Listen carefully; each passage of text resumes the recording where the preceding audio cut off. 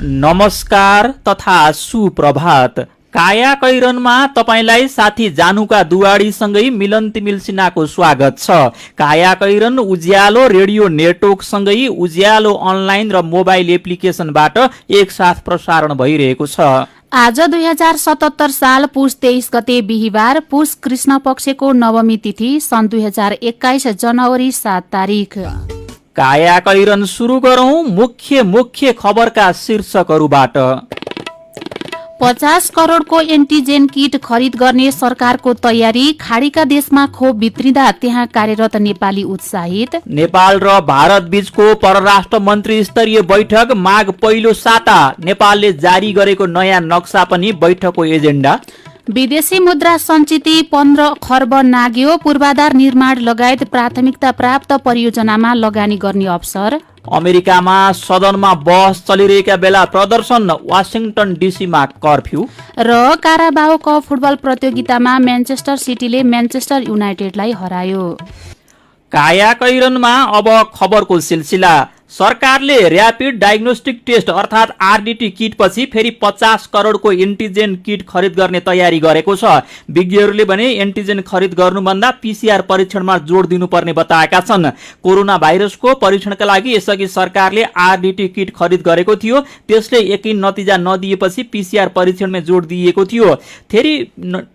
तर फेरि आरडीटी जस्तै द्रुत परीक्षणका लागि एन्टिजेन खरिद गर्न लागि हो। स्वास्थ्य मन्त्रालयले पुसमा 3 लाख र माघमा 2 लाख एन्टिजेन किट खरिद गर्न लागेको छ। एउटा किटको 1000 रुपियाँ पर्छ। स्वास्थ्य मन्त्रालयका प्रवक्ता डाक्टर जागेश्वर गौतमले अहिले 3 लाख एन्टिजेन किट खरिद गर्न लागि बताउनुभयो। पीसीआर को रिपोर्ट तत्काल आउँदैन, एन्टिजेनको रिपोर्ट 30 मिनेटभित्र आउँछ।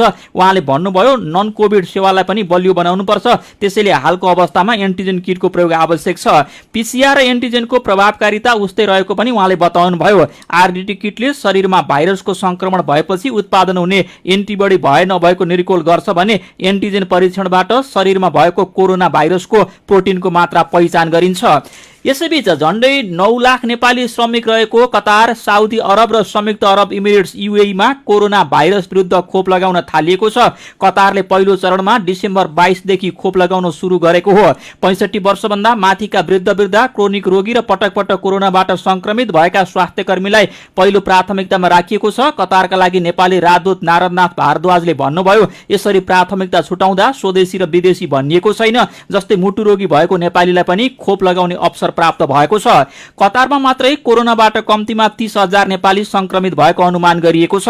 यस्तै झण्डै 2 लाख नेपाली रहेको यूएईले आप्रवासी सहित आफ्ना नागरिकलाई खोप लगाउन थालिसकेको छ। खोपले मान्यता नपाउनु अगाडि नै यूएईमा कार्यरत 100 नेपालीले परीक्षणका रूपमा खोप लगाएका थिए। खोप लगाउन इच्छुकलाई नाम दर्ताका लागि आह्वान गरिएको छ। 3 लाख नेपाली कार्यरत साउदी अरबले डिसेम्बर 17 देखि नै खोप लगाउन थालेको हो। खोप लगाउन अनलाइनबाट नेपाली सहित 1,50,000 जनाले नाम दर्ता गरिसकेका छन्।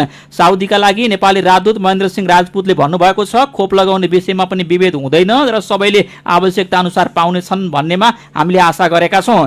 गैर आवासीय नेपाली संघका प्रवक्ता डीबी छेत्रीले खाडी क्षेत्रमा खोपको अभियानले श्रमिक वर्गलाई आफ्नो कामलाई निरन्तरता दिनेमा हौसला मिलेको बताउनुभयो। बरु आफ्नो देशमा कहिले पाउने वा नपाउने भन्नेमा विश्वास त छैन, यहाँ त खोप आइसक्यो। उहाँले भन्नुभयो, यसले हामीलाई आफ्नो कार्यथलो थप सुरक्षित भएको आभास मिलेको छ।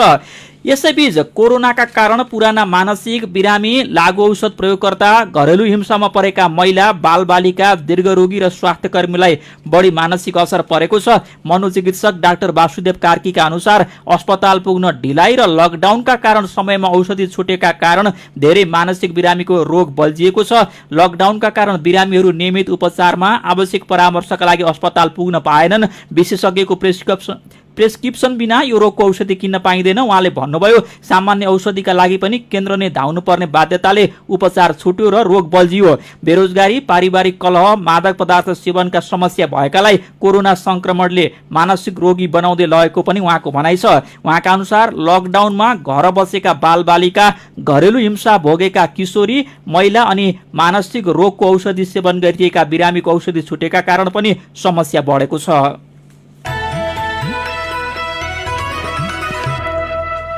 प्रधान न्यायाधीश चोलेन्द्र शमशेर जबराको अडानका बावजुद न्यायाधीश हरिकृष्ण कार्की इजलासबाट अलगिएपछि प्रतिनिधि सभा विघटन विरूद्ध परेका निवेदनहरूको सुनवाई एक साता धकेलिएको छ।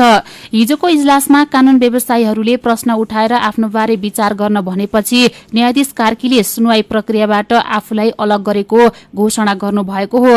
यसैबीच नेकपाका दुवै पक्षमा देखिएको संस्थापन पक्ष मूल पार्टी बनिरहने मोहले पार्टी विभाजनको कानूनी प्रक्रिया नै अन्यलमा परेको छ। राजनैतिक दल सम्बन्धी ऐनले तोकेको व्यवस्था अनुसार दलमाथि आधिकारिकताको माग दावी गर्न कुनै पनि पक्ष निर्वाचन आयोग पुगेका छैनन्। नेकपाको लेटर प्याडमा अलग अलग समूहबाट आयोगमा थरीथरीका पत्राचार भइरहे पनि पार्टी विभाजनलाई प्रक्रियामा लैजाने गरी निवेदन र आधार प्रमाण बुझाइएको छैन। प्रधानमन्त्री केपी शर्मा ओलीले पुस 5 गते प्रतिनिधि सभा विघटनको सिफारिस गरेता नेकपा बाहिर देखिने गरी नै विभाजित छ। दुई पक्षले एउटै झण्डा र चिन्ह प्रयोग गरेर अलग अलग कार्यक्रम गरिरहेका छन्। केन्द्रीय कमिटी बैठक अलग अलग बसेका छन्। एक पक्षले अर्को पक्षका नेताहरूलाई तथानाम आक्षेप लगाउने क्रम चलिरहेको छ। पार्टी फुटेको स्वीकार्न भने कुनै पनि पक्ष तयार छैनन्। नेकपा विवादलाई नजिकबाट नियालिरहेका राजनीति शास्त्री भास्कर गौतम निर्वाचन पूर्व एक ढिक्का भएर जाने सन्देश दिएका नेताहरूले यति बेला त्यसको अपजसबाट बस्न पार्टी फुटको जिम्मेवारी लिन नचाहेको बताउनुहुन्छ। समयमै तयारी हुँदो हो त आइतबारसम्म काङ्ग्रेसको जिल्ला तहसम्मको अधिवेशन सम्पन्न भइसकेको हुने थियो। तर यतिका समयसम्म काङ्ग्रेस अधिवेशनतिर होइन क्रियाशील सदस्यता वितरण र नवीकरणकै क्रममा अल्झँदै आएको छ। क्रियाशील सदस्यता लगायत मुद्दामा दुई पक्षबीच लामो झगडा, कोभिड-19 संक्रमण र कार्यकाल तन्काउने नेतृत्वको चाहना जस्ता कारणले पार्टीको महाधिवेशन पछि धकलिँदै गयो, जसले स्थानीय तहका अधिवेशन दोस्रो कार्यतालिका पनि अधिवेशन नभइकन नागेको छ। पछिल्लो पटक प्रधानमन्त्री केपी शर्मा ओलीले प्रतिनिधि सभा विघटन गरेपछि त अन्यल झनै बढेको छ। महाधिवेशनका सुरु मतदाता रहने पार्टीको क्रियाशील सदस्यताकै टुङ्गो लाग्न नसकेकाले फागुनमा हुने भनिएको केन्द्रीय महाधिवेशन पनि नहुने निश्चित भइसकेको छ। नेपाल र भारत परराष्ट्र मन्त्री स्तरीय संयुक्त आयोगको 6औं बैठक माघ पहिलो हप्ता हुने लगभग तय भएको छ। उच्च कूटनीतिक स्रोतका अनुसार नयाँ दिल्लीमा माघ 1 र 2 गते बैठक गर्न दुई देशबीच सहमति जुटेको छ। त्यसका लागि परराष्ट्र मन्त्री प्रदीप कुमार गेवाली दिल्ली जानुहुनेछ। थप केही घटना नभए तोकेकै मितिमा बैठक हुनेछ, कूटनीतिक स्रोतले भन्यो। यसपटक संयुक्त आयोगको मुख्य एजेन्डामा नेपालले नै यसै वर्ष जारी गरेको नयाँ चुच्चे नक्सा छ। नेपालले लिपुलेक, लिम्पियाधुरा र कालापानीलाई समेटेर नयाँ नक्सा जारी गरे पनि त्यहाँको भूभागमा भारतीय नै छन्। भारतसँग भूभाग फिर्ता ल्याउने विषय बैठकको मुख्य एजेन्डा हुने एक अधिकारीले बताएका छन्। परराष्ट्र मन्त्रालयकी प्रवक्ता सेवा लम्सालले पुराना बैठकहरूलाई टेकेर नयाँ बैठकका लागि तयारी गर्न परराष्ट्र मन्त्रालयको नियमित काम भएको बताउनुभयो। कायाकैरनमा कोरोनाको कारण पर्यटन क्षेत्रमा परेको असर र अबको योजना बारे नेपाल पर्यटन बोर्डका पूर्व सिइओ दीपक राज जोशीसँग कुराकानी सँगै खबरको सिलसिला बाँकी नै छ, सुन्दै गर्नुहोला। उज्यालो रेडियो नेटवर्कसँगै उज्यालो अनलाइन र मोबाइल एप्लिकेसनमा प्रसारण भइरहेको कायाकैरनमा तपाईलाई फेरि स्वागत छ। कायाकैरनमा यतिन्जेल हामीले 50 करोडको एन्टिजेन किट खरिद गर्ने तयारी, खाडीका देशमा खोप भित्रिँदा त्यहाँ कार्यरत नेपाली उत्साहित, अदालतमा ढिलाइ, निर्वाचन आयोगमा अन्यल, नेपाल र भारत बीचको परराष्ट्र मन्त्री स्तरीय बैठक माघ पहिलो हप्ता बस्ने तयारी लगायतका खबर प्रस्तुत गर्यौं। अब बाँकी खबर। 2 हप्ता अघि सुरु भएको बेसहारा, अशक्त, असहाय, अनाथ, अभिभावक विहीन सहयोगापेक्षी सडक मानवको राष्ट्रिय उद्धार कार्यक्रम अन्तर्गत अहिलेसम्म 400 भन्दा बढीको उद्धार गरिएको छ। अब चाँडै सडक मानव मुक्त देश घोषणा गर्ने तयारी थालिएको छ। पुस 7 गते प्रधानमन्त्री केपी शर्मा ओली र उहाँकी पत्नी राधिका साक्यले संयुक्त रूपमा उद्धारको सुरुवातको घोषणा गर्नुभएको थियो। त्यही रात मानव सेवा आश्रमको 35 जनाको टोली देशव्यापी उद्धार अभियानमा निस्किएको थियो। नेपाल सरकारले आश्रमसँगको सहकार्यमा 2078 सालमा सडक मानव मुक्त देश नेपाल घोषणा गर्ने तयारी गरिरहेको छ। यसका लागि संघ, प्रदेश र पालिकालाई आश्रमसँग सहकार्य गरी सडकमा कोही पनि व्यक्ति भोको र अशक्त नराख्न सरकारले निर्देशन दिएको छ। त्यही अनुसार पालिकाले आश्रमलाई सडक मानव उद्धारका लागि समन्वय र सहकार्य गरेर सघाइरहेको छ। पूर्वको मेचीदेखि सुरु भएको उद्धार अभियान अन्तर्गत 13 दिनमा 400 भन्दा बढी अशक्त, सहयोगापेक्षी र मानसिक रोगीलाई सडकबाट उद्धार गरिएको आश्रमका अध्यक्ष रामजी अधिकारीले बताउनुभयो। उहाँका अनुसार आफैले जन्माएको सन्तानको हेलामा परि सडकमा पुगेका वृद्ध, मानसिक रोग लागेर परिवारले छोडेका व्यक्ति, माग्ने पेशा अपनाएका, अरू देशबाट आएर सडकमा अलपत्र परेका व्यक्ति बढी भेटिएका छन्। कोभिड-19 को संक्रमणबाट बच्न सरकारले गरेको लकडाउन यता हरेक महिना जसो विदेशी विनिमय सञ्चितले नयाँ रेकर्ड बनाउँदै आएको छ। तुलनात्मक रूपमा आयात घटेको, रेमिट्यान्स बढेको, विदेशी सहायता बढेको, सरकारी ऋण बढेको लगायत कारण विदेशी विनिमय सञ्चितले नयाँ कीर्तिमानी बनाएको राष्ट्र बैंकले जनाएको छ। विदेशी मुद्रा सञ्चित बढ्दा शोधनान्तर लगायतका देशका बाह्य सूचक बलियो हुने भएकाले विदेशी लगानी भित्र्याउन र आन्तरिक लगानी प्रोत्साहन गर्न सकिन्छ। तर कम हुँदा बाह्य क्षेत्र कमजोर हुन्छ, विदेशी लगानी पनि निरुत्साहित हुन्छ। चालू आर्थिक वर्षको पहिलो 4 महिनासम्म देशको विदेशी विनिमय सञ्चित 12 अर्ब 65 करोड अमेरिकी डलर पुगेको छ। गएको असारको तुलनामा यो 8.6% को वृद्धि हो। गएको आर्थिक वर्षको कात्तिकको तुलनामा चालू आर्थिक वर्षको यही अवधिमा आयात करिब 10.5% घटेको छ। आयात घटेपछि त्यसबापत विदेशी मुद्रामा भुक्तानी गर्नुपर्ने रकम पनि घटेकाले विदेशी विनिमय सञ्चित बढेको राष्ट्र बैंकका प्रवक्ता गुणाकर भट्टले जानकारी दिनुभयो। कोभिडका कारण रेमिट्यान्स घट्ने, प्रक्षेपण विपरीत बढेको छ भने सरकारी बाह्य ऋण परिचालन पनि बढेको छ। उहाँले भन्नुभयो, यसले सरकारलाई पूर्वाधार निर्माण लगायत प्राथमिकता प्राप्त परियोजनामा लगानी उपयोग गर्न अवसर दिएको छ। विदेशी मुद्रा सञ्चित धेरै हुँदा देशको बाह्य अवस्था बलियो रहेको देखिने भएकाले विदेशी लगानीकर्तालाई आकर्षित गर्न सकिने पनि उहाँले बताउनुभयो। कोरोना महामारीका कारण नेपालको पर्यटन क्षेत्र सबैभन्दा ठूलो मारमा पर्यो। यहाँका होटल व्यवसाय, विमान कम्पनी, ट्राभल कम्पनी लगायतका व्यवसाय मारमा पर्दा यसले देशको आर्थिक वृद्धि दरमै धक्का पुग्यो। कयौंको रोजगारी गुम्यो, व्यवसाय बन्द हुने अवस्थामा पुगे। सरकारले बेलैमा स्वास्थ्य सुरक्षाका मापदण्ड अपनाएर पर्यटन क्षेत्र खुला गरिदिएको भए अहिले यस्तो समस्या पर्ने थिएन भनेर पर्यटन क्षेत्रका विज्ञले भन्दै आएका छन्। पर्यटन क्षेत्रमा परेको असर र अबको योजनाबारे बुझ्न नेपाल पर्यटन बोर्डका पूर्व सिइओ दीपकराज जोशीले अग्रसरता लिनु भएको छ। यसकै लागि उहाँले पछिल्लो 4 महिनामा 8,500 किलोमिटर लामो यात्रा गर्दै विभिन्न क्षेत्रमा सरोकारवालासँग भेट्ने र अवस्था बुझ्ने काम गर्नु भएको छ। पर्यटन बोर्डका पूर्व सिइओ जोशीलाई साथी अर्जुन पोखरेलले सोध्नु भएको छ, देशका विभिन्न क्षेत्रमा घुम्दा पर्यटन क्षेत्रको अवस्था कस्तो पाउनुभयो? एउटा राम्रो कुरा के भएको छ भने घुमफिरको वातावरण अलिकति खुकिलो भयो। जस्तो अहिले फ्लाइटहरू चल्न थाल्यो, गाडीहरू खुले, यसपछि चाहिँ बिस्तारो आन्तरिक पर्यटन प्रवर्धनका मुभमेन्टहरू पनि चलिरहेका छन्। जस्तो बजियाकै एउटा उदाहरण लिने हो भने करिब 30-35% को अकुपेन्सी अहिले भइरहेको देखिन्छ होइन। केही होटल रिजोर्टहरूमा अन्तर्राष्ट्रिय बजारमा पनि एक खालको नेपाल अब चलायमान हुन थाल्यो भन्ने खालको मेसेज दिने काम गरेको छ। र भित्र पनि हामीलाई के गर्दा के करेक्सन गर्नु पर्दो रहेछ, के गर्दा ठिक हुन्छ होइन, अब कसरी चाहिँ अट्र्याक्ट गर्ने, के मेसेज सेल हुँदो रहेछ भन्ने एक खालको प्रयोग गर्ने काम पनि भइरहेछ क्या यसले। हामीले अलिक पछि मात्रै खुलायौँ पर्यटन क्षेत्र। विश्वका धेरै जसो देशमा उडानहरू खुल्दा पनि हामीले प्रतिबन्धै लगायौँ। PCR टेस्ट गरेर पर्यटक आउन पाउने अथवा हामी देशमै PCR गर्छौँ, क्वारेन्टिनमा राखेर बल्ल घुम्न पाउने भनेर विश्वका कयौँ देशले निर्णय गरिसक्दा पनि हामीले त्यो खालको गरेनौँ। हामी यो पर्यटकको मामलामा चाहिँ अलिकति स्वागतको लागि अलिकति पछि परेका हौँ। एकदमै यो चाहिँ सबैभन्दा ठुलो कमजोरी हाम्रो पक्षबाट यही नै भइरहेछ होइन। अघि वातावरण बनाउने भनेको कुरा चाहिँ यही सन्दर्भमा मैले भन्न खोजेको थिएँ। वास्तवमा धेरै ठाउँमा सर्वेहरू भएको छ होइन। अब टुरिस्टहरू चाहिँ के खोजिरहेछन्, कस्तोमा जान खोजिरहेछन्, पर्यटकहरू चाहिँ डरले भन्दा पनि यो ट्राभल रेस्ट्रिक्सनहरू जहाँ जान खोज्यो बन्द गरिया छ होइन, अथवा वेलकमिङ छैन, अथवा चाहिँ एकदम धेरै हासल छ भन्ने चिजले चाहिँ बढी रोकेको पाइएको छ कि। अनि त्यो हिसाबले चाहिँ अहिले जुन डेस्टिनेसनहरू अलि वेलकमिङ छन्, अलि सुरक्षित छन् र अलि सहज आवत जावतको वातावरण बनाइदिएका छन्, ती गन्तव्यहरूमा चाहिँ पर्यटकहरू जान थालेका छन्। जस्तो म तपाईँले एउटा उदाहरण दिउँ दुबईको होइन। संसारका अरू देशका पर्यटक त छोडिदिउँ, इभन नेपालकै पनि धेरै मान्छेहरू अहिले दुबई गएर यही न्यू इयरको बेला होइन मैले चिनेकै कति मान्छेहरू दुबई गएर घुमेर आइसकेका छन् कि एज अ टुरिस्ट।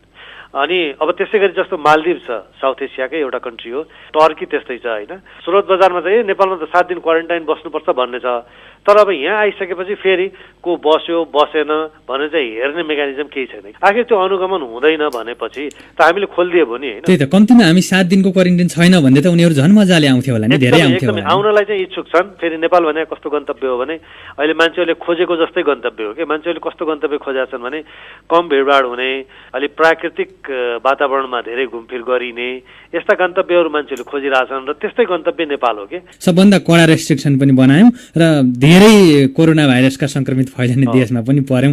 हाम्रो त समन्वय त पटक्कै भएर छ हो। यो फेरि यहाँ सूचनाको र बाहिरको पनि त्यही भएर पनि हामीले यो इनिसिएटिभ सुरु गरेका थियौँ र हामीले धेरै अथोरिटीहरूलाई यो बिचमा भेट्यौँ होइन, अलिकति एजुकेट गर्ने काम पनि गऱ्यौँ। यो सुरक्षाका मापदण्डहरू फलो गराउने र त्यो चाहिँ फलो भएको छ कि छैन भनेर चाहिँ अनुगमन गर्ने संयन्त्र बनाएर हामीले हिँड्नुपर्ने, त्यहाँतिर हुँदैन।